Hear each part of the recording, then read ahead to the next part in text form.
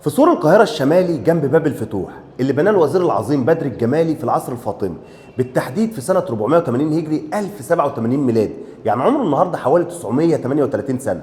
هو استخدم حجارة جابها من جبل المقطم اللي كان يعتبر أقرب محجر ليهم، ومن منطقة شقة تعبان. وهنا بنلاقي استخدم حجارة من عمائر مصرية قديمة من مدينة هليوبلس اللي كانت عاصمة لمصر القديمة، واللي مكانها النهاردة المطرية وعين شمس. ولو بصينا في النافذة دي هنلاقي في تباين ما بين الحضارتين، الحضارة الإسلامية متمثلة في المأذنة بتاعة جامع الحاكم بأمر الله، والحضارة المصرية القديمة متمثلة في الحجر اللي مرسوم عليه فرس النهر. لو دخلنا بقى في الممر ده اللي كان في باطن السور واللي كانوا الجنود بيستخدموه للحماية، بنلاقي إن في مزاغل.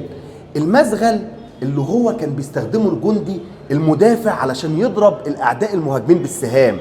هو واقف هنا، دايما المزغل من بره بيكون ضيق علشان المهاجمين ما يشوفوهوش، وهو بيكون واقف جوه في مكان اوسع. ولو بصينا في السقف بتاعه هنلاقي اثار مصريه قديمه زي اللي شفناها بره.